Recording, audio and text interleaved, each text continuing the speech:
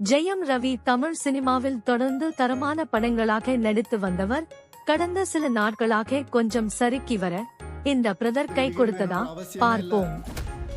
ஜெயம் ரவி சிறு வயதிலேயே பாயிண்ட் பிடித்து பேசுவதால் அவருடைய அப்பா வக்கீலுக்கு படிக்க வைக்கிறார். ஆனால் போற இடத்தில் எல்லாம் லா பாயிண்ட் பேச ஒரு கட்டத்தில் ஜெயம் ரவி அப்பாவிற்கு நெஞ்சு வலி வர, இதுக்கு மேல் நீ வீட்டில் இருக்காதே என்று திட்டுகிறார். ஜெயம் ரவியின் அக்கா பூமிகா, இனி நான் தம்பியை பார்த்துக் கொள்கிறேன், அவனை ஒரு நல்ல பையனாக மாற்றுகிறேன் என தன் குடும்பத்திற்கு அழைத்து செல்கிறார். ஆனால் அங்கே சென்றதும் ஜெயம் ரவியால் அவர்கள் குடும்பமே பிரியும் நிலை ஏற்பட பிறகு என்ன ஆனது என்பதே நீதி கதை. ஜெயம் ரவிக்கு என்றே அளவு எடுத்து செய்த பேமிலி படம், அதை அவரும் திறம்பட செய்துள்ளார். பூமிகா குடும்பத்திற்குள் சென்ற பிறகு விடிவி கணேஷுடன் அவர் அடிக்கும் லூட்டி ரசிக்க வைக்கிறது. எமோஷனல் காட்சியிலும் ஸ்கோர் செய்கிறார். இதை தாண்டி படத்தில் வந்த அனைவரும் ஏதோ நாடகத்தனமான நடிப்புதான். அதிலும் சரண்யா பொன்வண்ணன் எல்லாம் எவ்வளவு யதார்த்தமாக நடிப்பவர், அவரே அவ்வளவு செயற்கை தனமாக நடித்துள்ளார். பூமிகா, பிரியங்கா மோகன் என அனைவரிடத்திலும் செயற்கை தனமே மிஞ்சியுள்ளது. நட்ராஜ் இருந்தாலே அந்த இடத்தை தன் நடிப்பால் ஆக்கிரமிப்பார் என்பார்கள்.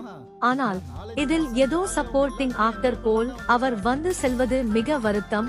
அதிலும் குழந்தைகள் நாடகத்தை பார்த்து மனம் மாறும் இடமெல்லாம் ஏன் ராஜேஷ் இவ்வளோ பழைய மசாலாவை அரைத்து வைத்துள்ளீர்கள் என்றே கேட்க தோன்றுகின்றது. கண்டிப்பாக சந்தானம் இல்லாமல் ராஜேஷ் தடுமாறுவதை நன்றாக பார்க்க முடிகிறது.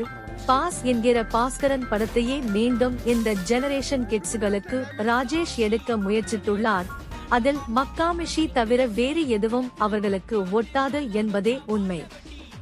ஜெயம் ரவி கதாபாத்திரம் சரியா தவறா என்ற குழப்பமே படம் முழுவதும் நீடிக்கிறது. அதுவே நம்மை படத்திலிருந்து விலகி வைக்கிறது. சந்தானம் பதில் விடிவி கணேஷ். ஆனால் அவரால் சந்தானம் இடத்தை நிரப்ப முடியுமா? MS பாஸ்கருடன் வரும் ஒரு காட்சி மட்டும் வாய் விட்டு சிரிக்க வைக்கிறார். ஒளிப்பதிவு ஒட்டியே செம கலர்ஃபுல்லாக காட்டியுள்ளனர். ஹாரிஸ் ஜெயராஜ் மக்காமிஷி ஒரு அக்கா தம்பி சென்டிமெண்ட் பாடலில் ஸ்கோர் செய்ய பின்னணி எல்லாம் ஹிந்தி சீரியல் போல் போட்டு வைத்துள்ளார். படத்தின் முதல் பாதியில் வரும் சில காமெடி காட்சிகள் நன்றாக உள்ளது. சுவாரஸ்யமே இல்லாமல் செல்லும் திரைக்கதை. மொத்தத்தில் ஒருக்கா பார்க்கலாம்.